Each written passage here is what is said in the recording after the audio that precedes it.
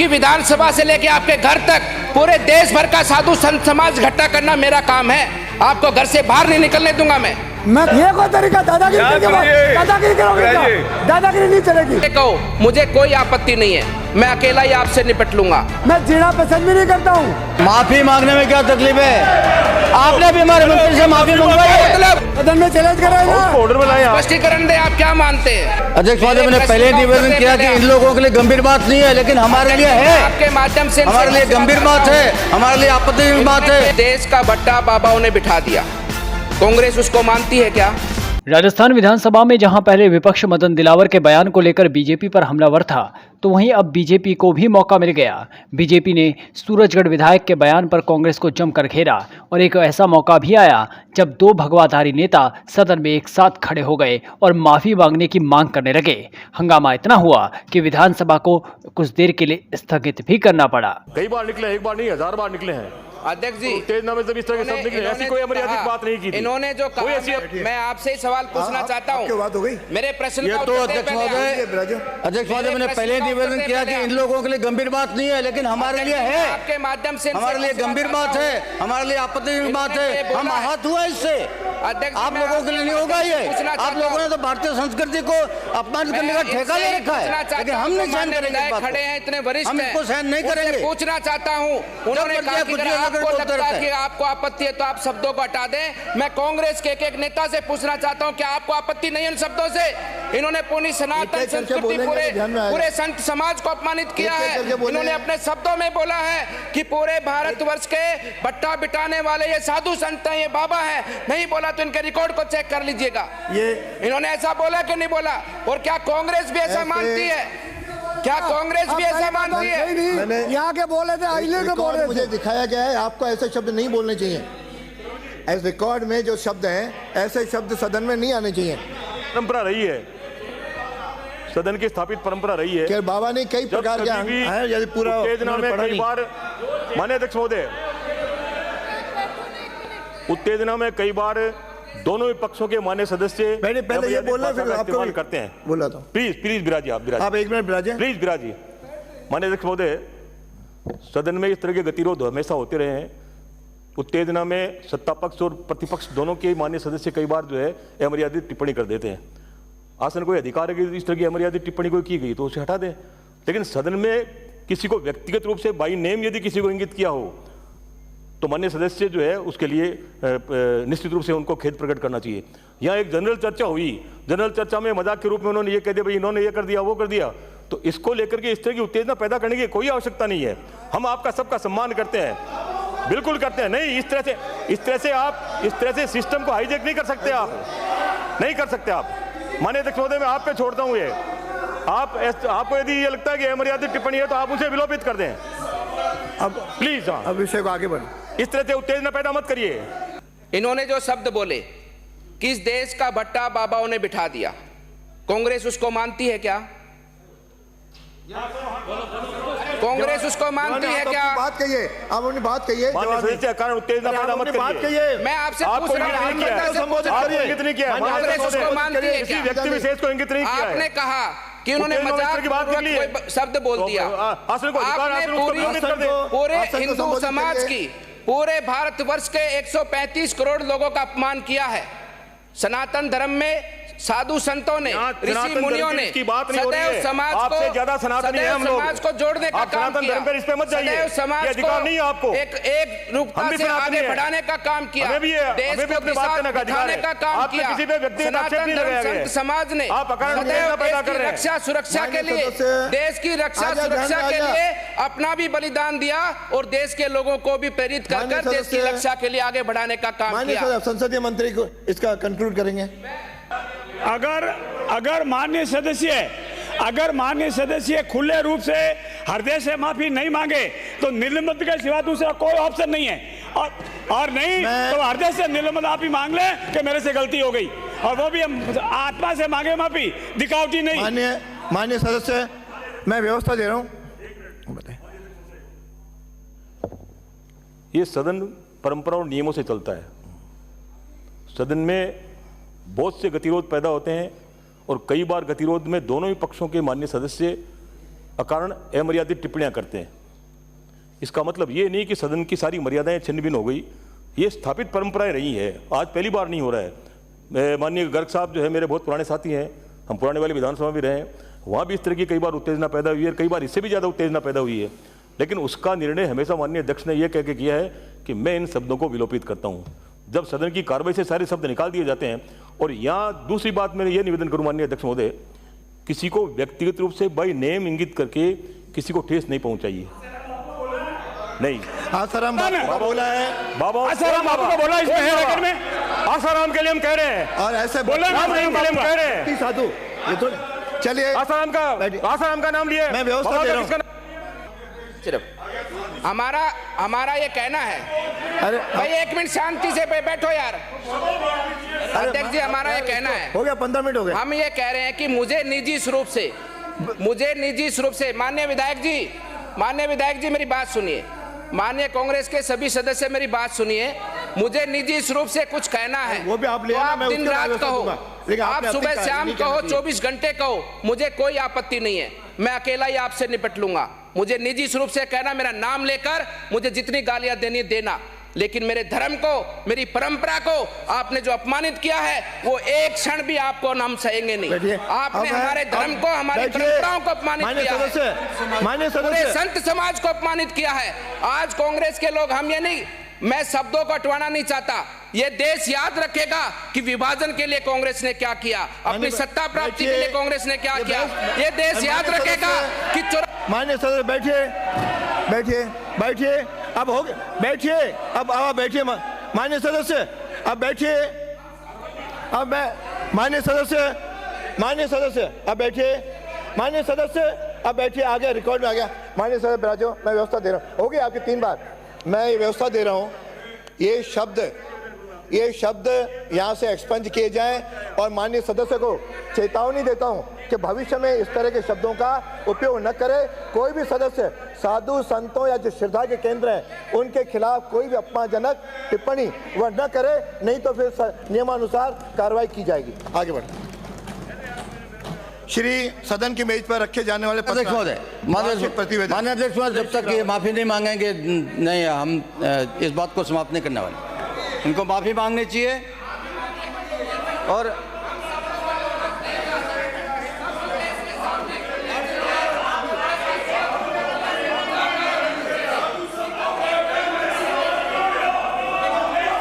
माफी मांगने में क्या तकलीफ है? आपने भी हमारे मंत्री से माफी मंगवाई है, साधु संत क्या गाली दे सनातन धर्म को, और बाद में बोलते सब हटा देंगे। बाबाओं के लिए, बाबाओं के लिए आप स्पष्ट रूप से करो, आपको माफी मांगनी पड़ेगी, और पूरे सनातन धर्म से, पूरे समाज से माफी मांगनी पड़ेगी। माफी मैं नहीं मंगवाना चाहता, पूरा माफी मांगो। हमारे शिक्षा मंत्री जी ने माफी मांगी है, शिक्षा मंत्री जी ने माफी मांगी है, इनको माफी मांगनी चाहिए। पूरे हिंदू समाज के नाम पे टिप्पणी करी है हमारे शिक्षा मंत्री जी ने, इसके लिए टिप्पणी नहीं की थी, फिर भी माफी मांगनी पड़ी। हिंदू समाज के लिए अगर किसी ने अपमानित किया तो उसको माफी मांगनी पड़ेगी। साधु संतों का अपमान हम नहीं सहन करेंगे।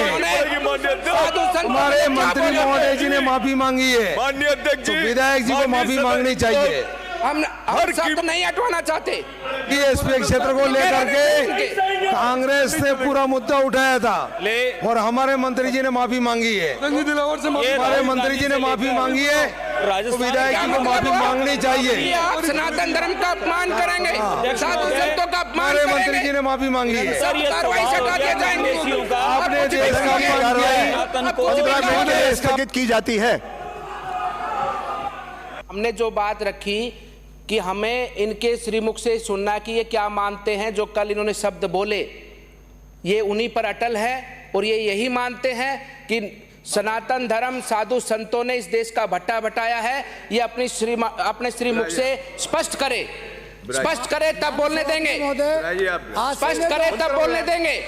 नहीं तो आप देख लेना, आपकी विधानसभा से लेके आपके घर तक पूरे देश भर का साधु संत समाज इकट्ठा करना मेरा काम है। आपको घर से बाहर नहीं निकलने दूंगा मैं। मैं आपसे निवेदन करता हूँ और आपका सम्मान करता हूँ। मैं आपका निवेदन करता हूँ, आप स्पष्टीकरण दे, आप स्पष्टीकरण दे कि आप क्या मानते हैं। सदन में चैलेंज कर रहे हैं ना, ऑर्डर में लाए आप। स्पष्टीकरण दे, आप क्या मानते हैं। ये आसन की जिम्मेदारी आप हाउस ऑर्डर में ले आए आप। देखिए वो कहे घर से बाहर नहीं निकलने दूंगा। सरवण जी आप ये अधिकार है क्या इनको? सरवण जी आप स्पष्टीकरण दे दीजिए। सरवण जी, अध्यक्ष जी आप सदन चला रहे हो, लोगों को सभापति महोदय, आरोपित करके गए कल के विषय पर श्रवण जी क्या कहना चाहते हैं, ले लीजिए। ये क्या तरीका है? असंसदीय बात कही है, उसको ये क्या तरीका है? किया जा चुका है। आप तो चैलेंज कर रहे हो। भी घर से बाहर ही है तो बिराजिए। क्या मानते हैं। कल जो आपने कहा उस विषय पे आज आप क्या अपना व्यक्तित्व देना चाहते हैं?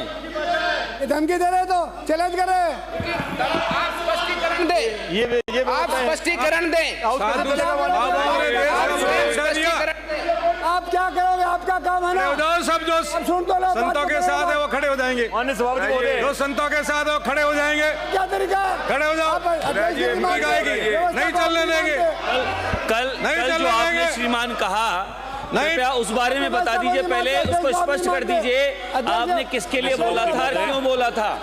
आपने संपूर्ण देश के अध्यात्म गुरुओं पर, संतों पर, बाबाओं पर, फकीरों पर आपने आरोप लगा दिया। नहीं करें, उनके बारे में हमारी भावना पवित्र रहे। आप भी बिराजिए, लेकिन जो हमारे बिराजिए, दोनों बिराजिए, इधर बिराजिए, प्लीज आप भी बिराजिए।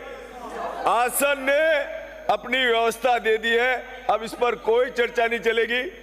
ये मेरा आप सभी से कहना है। अब आप बोलिए, आप बिराजिए साहब। अब कोई चर्चा नहीं हो रही, बिराजिए साहब, बिराजिए प्लीज। माननीय अध्यक्ष जी अपनी व्यवस्था लेके गए हैं। अभी मैं सहकर्ता बोल रहा हूँ, इसके बारे में अपन बाद में बात करेंगे। एक बार बैठो। ये कोई तरीका दादागिरी करोगे क्या? दादागिरी नहीं चलेगी। दादागिरी केवल हारना पसंद करता हूँ, दादागिरी पसंद नहीं करता हूँ। ये क्या तरीका? बोलने नहीं देंगे। आपकी भावना आ गई है। मेरा दायित्व है, मैं बोलूंगा। आप बोलने नहीं दोगे। माननीय सदस्य, कोई नहीं बोला। माननीय सदस्य, मैं नहीं बोला, कोई नहीं बोलेगा। आप सभी की भावना आ गई है और माननीय आसन ने अपनी व्यवस्था दे दी है। अब कृपया सभी सदन को शांतिपूर्वक चलने दिया जाए। आप आसन तो आते देखो, मानेंगे। बोलिए, बैठिए आप बैठिए। ये क्या तरीका? आप भी बिराजे, सब बिराजे। ये कोई तरीका नहीं होता है। जब आसन ने व्यवस्था दे दी है तो आप भी खड़े मत होइए साहब, बिराजे आप, प्लीज आप बिराजिए। माननीय सदस्य, आप बैठिए। आसन ने व्यवस्था दे दी है, उसके बाद जो भी निर्णय होगा आसन की व्यवस्था होगी। तो मेरे से बात करना, पर आप सदन में मेरे को चैलेंज कर रहे हो ना कि जीने नहीं दूंगा। मैं जीना पसंद भी नहीं करता हूँ। मैं सुनो, जीने की बात नहीं है। मरना पसंद करते, झुकना पसंद नहीं करते। ये कोई तरीका है क्या? आप सहकारिता है, बोले माननीय सदस्य। तो बोलने नहीं दे रहे। आपकी व्यवस्था नहीं है। आप और अनर्गल बातें मत कीजिए, आप सिर्फ सहकारिता है बात कीजिए और आप बिराजिए। आप बोलते रहिए, आपका अंकित हो रहा है, समय भी व्यतीत हो रहा है। आप बोलिए ना, उनका अंकित थोड़ी हो रहा है। ये क्या तरीका है? अरे आप अपनी बात कहिए। मैं तो मेरी कर रहा हूँ ना। बोलिए आप तो, उनका अंकित नहीं हो रहा। हाउस कोर्ट में लीजिए। अरे सब होल्ड में, आप अंकित नहीं हो रहा उनका। आप बोलिए, अपनी बात रखो ना।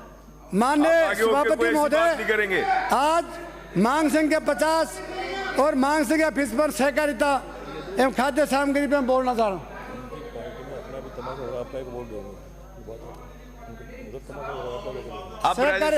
प्लीज, अपनी व्यवस्था दे दी। सहकारिता का मतलब है आसन अपनी व्यवस्था दे चुका है। एक सबके लिए, आसन अपनी व्यवस्था दे चुका है।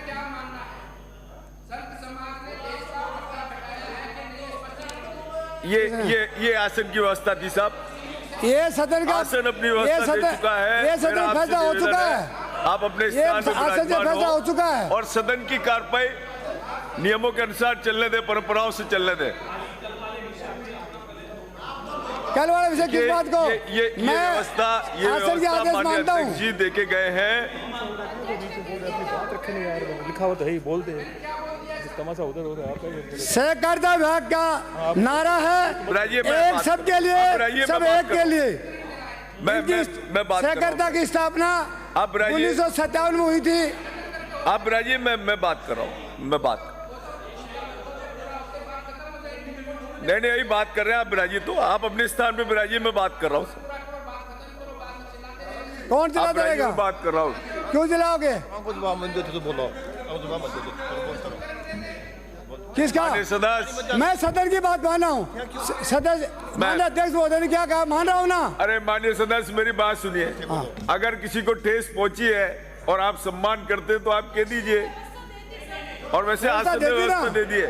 आप बिराजिए इस तरह से। मेरा महोदय वास्तव स्थिति है कि आज सहकारिता विभाग के द्वारा इस सदन को हमें सबको मिलकर चलाना है, संचालित की जा रही है। लेकिन धरातल पर बात करें तो इन योजनाओं का लाभान्वित जरूरतमंद व्यक्ति का ना होकर समर्थ व्यक्ति को मिल रहा है। की व्यवस्था है माननीय अध्यक्ष की व्यवस्था भी अपने स्थान आज आपसे बात करें, श्री सहकारिता कुल में 41,556 सोसाइटियां व्यवस्था हो चुकी है, उसके आसन की व्यवस्था हो चुकी है। 24,924 है। माननीय अध्यक्ष जी, 14,090 निष्क्रिय हैं। माननीय सदस्य आप बिराजे, बात करें तो आसन ने उन्हें चेतावनी दे दी है कि वो पुनः ऐसी बात नहीं करेंगे और उनकी सारी बातें विलोपित हो चुकी हैं। अब आप कोई भी डिस्टरबेंस नहीं करें और अपने स्थान पर बैठ जाए शांति से। महोदय इस बात का ध्यान देने की आवश्यकता है, मेरी लड़ाई सरकार से नहीं है, मेरी लड़ाई सरकार से नहीं है, मेरी गरीब मजदूर किसान के हक के लिए है। चिकित्सा, शिक्षा, बिजली, पानी और ये सब जो आवश्यकता गरीब को नहीं मिलती, इस बात की मुझे लड़ाई है। आप भी बैठिए। देखिए आज जरूरतमंद व्यक्ति लाभान्वित नहीं हो रहा है। आप गुजरात ट्रेन के ऊपर जाइए, गुजरात में